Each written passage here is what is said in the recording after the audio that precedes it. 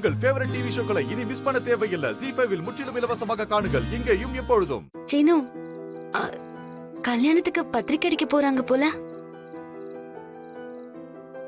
கல்யாணம்னா பத்திரிக்கை அடிக்க தானே செய்வாங்க.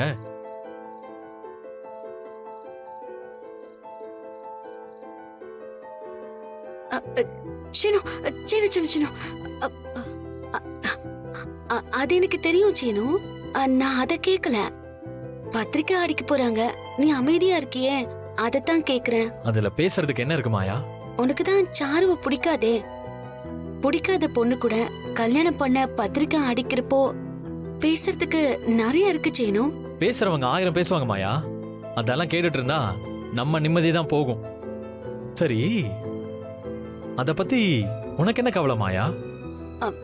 ஏன் கவலைய விடு, உன் சந்தோஷம் போயிடும்ல, அதுக்காக தான் சொல்றேன். பிடிக்காத பொண்ணோட உன்னால எப்படி சீனு சந்தோஷமா வாழ முடியும்? நான் இது என் குடும்பத்தோட சந்தோஷத்துக்காக எடுத்த முடிவு. என் சந்தோஷத்தை பத்தி எல்லாம் எனக்கு கவலை இல்லை.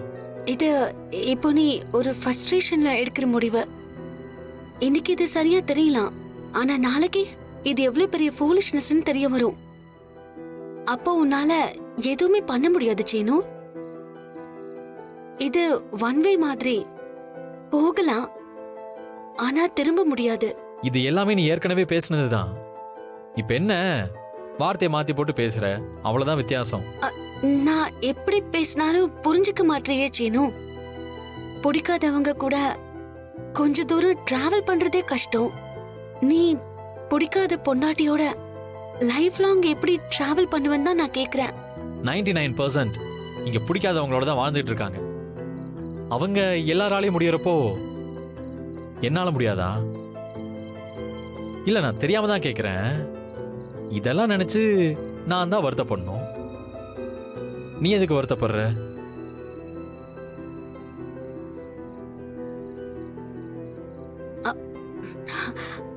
நான் நல்லதுக்காக தானே பேசுறேன்.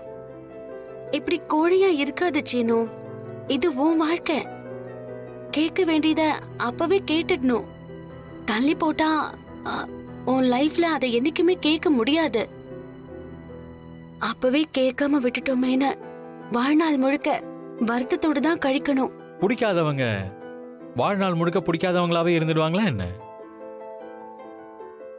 பார்க்க பார்க்க பிடிக்கிற மாதிரி வாழ வாழ பிடிச்சு போயிடலாம்ல. ஆப்ஷன் இருக்கிறப்போ மனசு கொஞ்சம் அலைப்பாயும். ஆப்ஷனே இல்லைனா கிடைச்சதுதான் பிடிச்சதுன்னு மாறி போகும். இதெல்லாம் பேசுறதுக்கு தான் நல்லா இருக்கும். பிராக்டிக்கலா பாக்குறப்போ உண்மை தெரியும். அப்படி தெரிஞ்சா நான் உங்ககிட்ட வந்து நீ சொன்னது சரிதான் மாயான்னு சொல்லிட்டு போறேன். சரியா? தூங்குறவங்கள எழுப்பலாம், தூங்குற மாதிரி நடிக்கிறவங்கள எழுப்பவே முடியாது.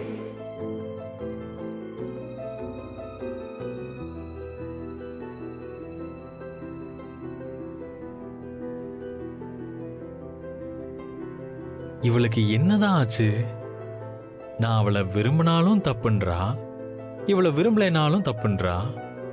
என்னதான் இவன் நினைச்சிட்டு இருக்கா? ஒண்ணுமே புரியலையே.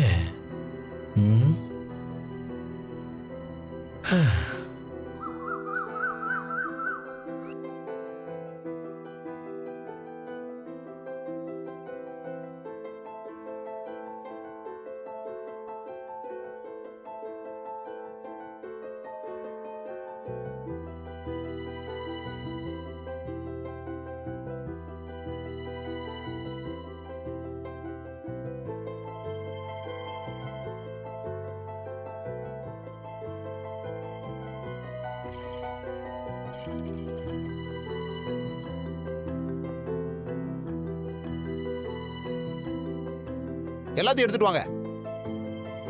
மாயா, எங்க சீனு இன்னும் காணோம். வாங்கி சமையல் வச்சிடலாம். ரெடி ஆயிட்டு இருப்பான். கொடுப்போமா? என்ன இவ்வளவு நேரம் ஆகுது, இன்னுமா ரெடி ஆகுறான்?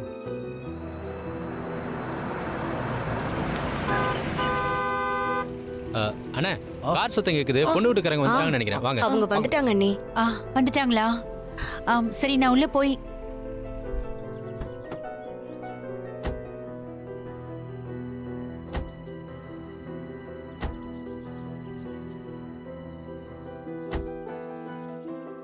வணக்கம். வணக்கம். வணக்கம் சம்பந்தி. வாங்க வாங்க வாங்க.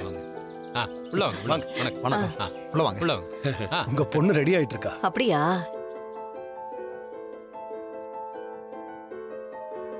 சிங்காரம்பட்டி கிராமத்தை சேர்ந்த மணிவண்ணன் பத்மா தம்பதியரின் புதல்வன் சீனு என்கிற சீனிவாசனுக்கும் கோயம்புத்தூர் சரவணம்பட்டியை சேர்ந்த ராமசாமி கோதநாயகியின் மகன்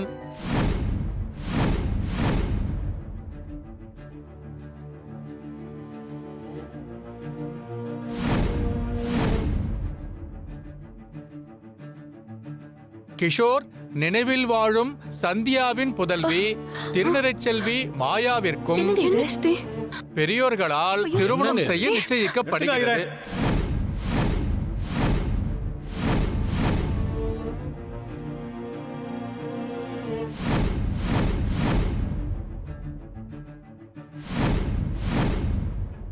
என்னாச்சு? நீங்க பத்திரிகையை தப்பா படிச்சுக்கிட்டு இருக்கீங்க.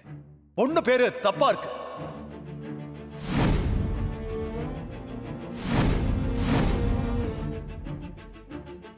பொண்ணு அது இல்ல. பத்திரிகையில இருக்கிறத தானே நான் படிச்சுக்கிட்டு இருக்கேன். நீங்க கொடுத்த ஜாதகத்துல இருக்கிற பேரை தான் நான் படிக்கிறேன். நீங்க கொடுத்த டீடைல தான் நான் எழுதி வச்சிருந்தேன். ஏங்க, நாங்க கொடுத்தது எங்க பொண்ணு சாருவோட ஜாதகம் தானே? அது எனக்கு தெரியாதுங்க. 2 ஜாதகம் கொடுத்து அனுப்பியிருந்தீங்க. அதுல ஒண்ணு பையனோடது, இன்னொன்னு இது. இல்லனா எனக்கு எப்படிங்க இவங்க பேரு உங்க அப்பா அம்மா ஊர் பேரும் தெரியும்? அவ்வளவு குழப்பம் எதுக்குங்க? நீங்க கொடுத்து அனுப்பின ஜாதகம் என்கிட்ட தான் இருக்கு.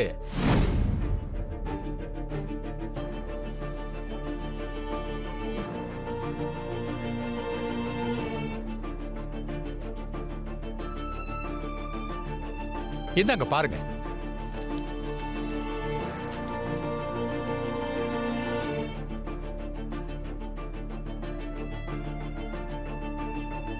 என்னாச்சு?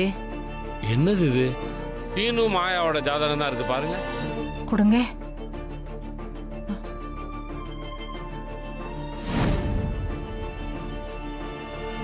ஆமா, ஜாதகம் எப்படி மாறிச்சு? இந்த ரகு, நீயே பாரு.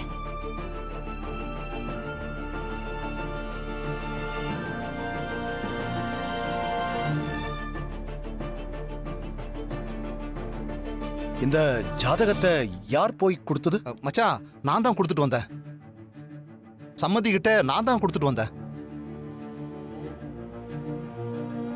ஏன் இப்படி பண்ணீங்க? நான் என்ன பண்ணேன்?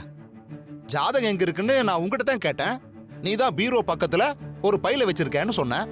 நான் என்ன ஏதுன்னு பார்க்காம அந்த பைய எடுத்துட்டு போய் கொடுத்துட்டு வந்தேன். நான் சொன்னேன், நீங்க எடுத்துட்டு போனீங்க, எல்லாம் சரி. மாயாவோட ஜாதகம் எப்படி அந்த பைக்குள்ள வந்துச்சு? சாருவோட ஜாதகம் எப்படி வெளியே போச்சு? எனக்கு முதல்ல அதை சொல்லுங்க. ஜீ5 ஆப்பை டவுன்லோட் செய்து அனைத்து எபிசோடுகளையும் இலவசமாக பாருங்க.